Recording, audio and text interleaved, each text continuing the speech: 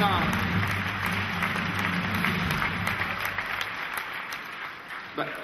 Tiens, prenez le micro, Martin, et puis Patrice, vous allez s'équiper. Qu'est-ce que ça fait d'être un Français comme ça, expatrié dans l'univers de George Lucas, devant à peu près 2000 personnes qui envient votre position? C'est assez étrange, je dois l'avouer, c'est assez étrange. C'est d'autant que tout ce que j'ai fait là-bas, je l'ai fait dans le langage anglais, et ici, il va falloir que je parle en français, je ne sais pas comment ça va se passer.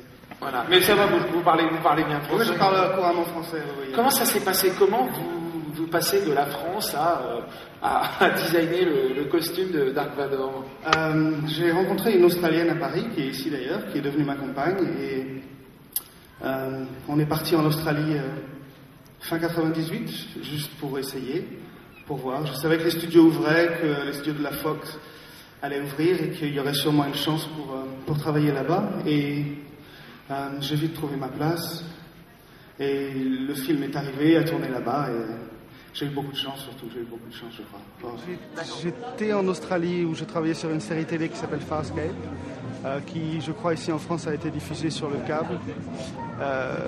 Je faisais des créatures, des prothèses, des masques, etc. Et j'ai eu un jour un coup de fil de l'assistant de Trisha Biggar, qui était la responsable des costumes sur l'épisode 2. En me demandant si ça m'intéresserait de venir les rencontrer pour éventuellement venir travailler sur épisode 2. J'avais envoyé beaucoup de dossiers de presse, d'exemples de mon travail à droite à gauche, et ils ont dû tomber sur l'un d'entre eux et se dire que ça pourrait être intéressant et qu'on pourrait peut-être travailler ensemble. Donc ça se fait toujours par un coup de fil, ça commence toujours par un coup de fil. C'était assez excitant, c'est formidable de faire partie d'une histoire comme ça. C'est extraordinaire, c'est un rêve, quoi. D'autant que c'est en grande partie ce qui a déclenché pour moi la passion que j'ai dans le travail que je fais. C'est en grande partie après avoir vu le premier film en 77, et puis le deuxième, et puis le troisième. Donc pouvoir revenir et participer à ça, c'est extraordinaire, c'est formidable. C'est un cercle parfait.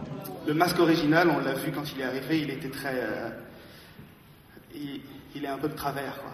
Oui, en fait, le masque sur la deuxième trilogie, la première chronologiquement, était un peu asymétrique. C'est ce qui donne ce côté différent de la nouvelle trilogie, il était fait par ordinateur. Oui, la personne qui s'occupait du département dans lequel je travaillais s'appelle Ivo.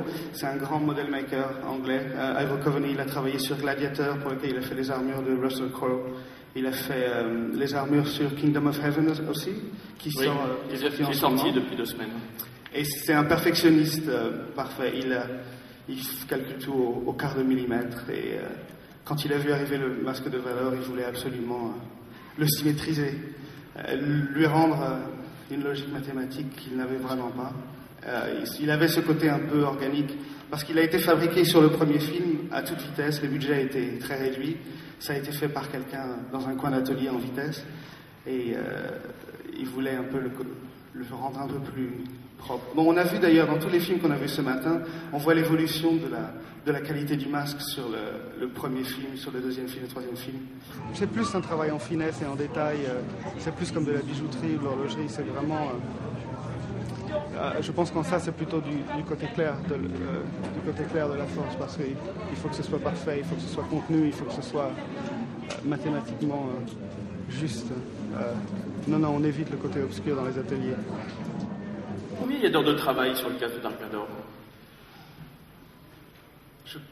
En heure exacte, je ne pourrais pas te donner une réponse. Mais je pense qu'on a travaillé dessus pour au moins 2 ou 3 mois. 2-3 mois et puis une équipe de... 2-3 mois avec... il y a 5 ou 6 personnes qui ont travaillé dessus à différents stades. Donc c'est énorme, quoi. Donc oui, c'était énorme. C'était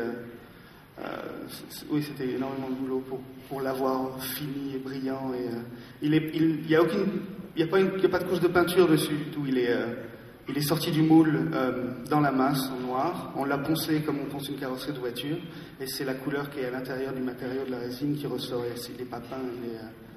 Moi, je fais partie d'un groupe de personnes et on travaille en groupe. Et on est chacun un élément d'une machine qui produit des personnages et des images. Donc, à aucun moment on a la sensation ou même la tentation de prendre quelques crédits pour l'engouement que peuvent déclencher ces choses. Nous, on est juste là pour pour travailler ensemble et faire notre travail le mieux possible. Après, que ça déclenche des passions, c'est extraordinaire, c'est formidable.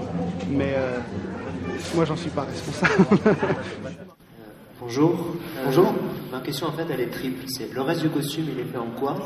Est-ce que c'est lourd et est-ce que c'est confortable à porter pour le costume de Vador? Est-ce que c'est lourd? Est-ce que c'est confortable? Est-ce que c'est lourd et est-ce que c'est confortable? Oui, on met toujours un point d'honneur à faire en sorte que tout ce qu'on a fabriqué sur le film soit le plus confortable possible à porter au niveau de la ventilation et le produit final pour nos pièces, c'était de la résine polyester qui était... il y avait du cuir qui était collé à l'intérieur pour pas que la résine soit en contact ou même visible, pour que l'acteur soit le plus confortable possible. Ce qu'on a toujours essayé de faire, c'est de fabriquer des objets qui aient l'air le plus vrai possible. On essaie de faire en sorte, pour le confort des acteurs et pour la qualité du produit qu'on sort, on essaie de faire en sorte que ce soit le plus fini, le plus parfait possible, comme ça quand c'est amené, quand la personne rentre à l'intérieur et le pose, il n'y a pas de résine, de mousse qui sort, de trucs un peu qui ressemblent à des choses bricolées. On fait en sorte que ce soit le plus propre et on nous donne le temps et les moyens de le faire. C'est une grande chance.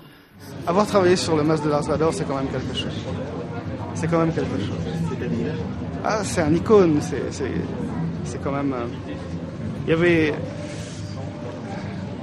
on était 5 d'entre nous à avoir travaillé à différentes étapes sur ce masque. Et avant de livrer le masque et de le mouler la dernière fois, on a gravé nos 5 noms à l'intérieur du masque. Ce qui fait que le masque, il a le nom des gens qui l'ont fabriqué dedans. Juste pour essayer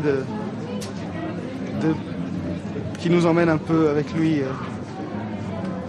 dans ses expositions et on est là, on sait que ça vient de nous, ça c'est bien.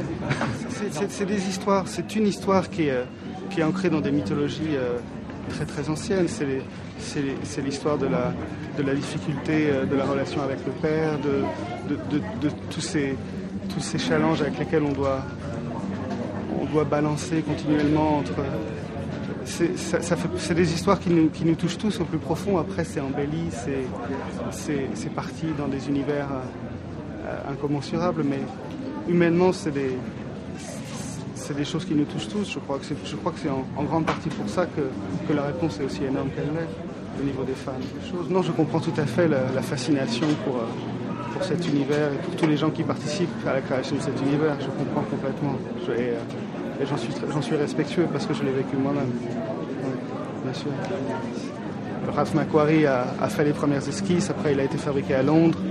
Et nous, on l'a révisé, on l'a peaufiné, mais on n'en est que les fabricants. On peut pas... Non, me faites pas dire que je suis le créateur de Dark Vador. Non, c'est pas vrai. C'est l'empereur. C'est pas moi. J'ai participé à la fabrication de plus de personnages que simplement Darth Vader. Darth Vader est un des personnages sur lesquels j'ai travaillé. J'ai également travaillé sur des coiffes pour Padmé. J'ai également travaillé sur la coiffe de... Comment s'appelle-t-elle? Mon Mothma, qui est une sénateur. Elle a une très belle coiffe argentée et des badges, etc. Au départ, ça devait juste être un personnage d'arrière-plan, et puis elle a commencé à avoir plus de dialogue, et j'ai fabriqué en grande partie sa coiffe. Donc j'ai pas été vraiment engagé spécialement pour faire Dark Vador. Dans cet atelier, on a fabriqué pas mal de choses. On a aussi fabriqué tous les éléments de costume que portent les Wookiees, toutes les boîtes, les lanières en cuir, les morceaux d'armure, etc. Tout ça, il a fallu le fabriquer, le dupliquer, etc. Je voulais vous demander si vous savez combien de jours le costume a été utilisé en fait sur le tournage, s'il est encore dans un état quasiment neuf. Je pense qu'il est dans un état parfait. Gillian, qui s'occupe de la conservation et de la classification des costumes, fait son travail extrêmement bien. Elle est à la charge de la collection complète de tous les costumes et créatures qui ont été fabriqués pour Star Wars depuis le début. Qui sont stockés dans les studios Fox en Australie ou aux États-Unis? Non, ils sont stockés au ranch. Au ranch, ouais. D'accord. Ils arrivent par container au début du tournage, et puis on les trie, et après ils repartent en container à la fin. Ils sont comptés, il n'y en a aucun qui disparaît en route. Ah non, c'est impossible. C'est la parano totale, non? C'est impossible, non, il n'y a rien. Oui, il n'y a eu qu'un seul casque, il n'y a eu qu'un seul. Il y a eu un seul tirage. On a fait le moule, il y a eu un tirage du casque, un tirage des épaules, un tirage... c'est tout. Il a été utilisé, je pense... il a été utilisé 1 ou 2 jours à Sydney. Je n'ai pas connaissance du fait qu'il a été utilisé pour le retournage à Londres. Mais à Sydney, on a tourné 2 jours dessus. Et après, il est retourné dans sa boîte. Je pense que c'est une bonne idée d'en faire une série télé, oui. Parce que les séries télé permettent d'explorer plein de directions différentes. On a beaucoup plus de liberté et beaucoup plus de choix créatifs.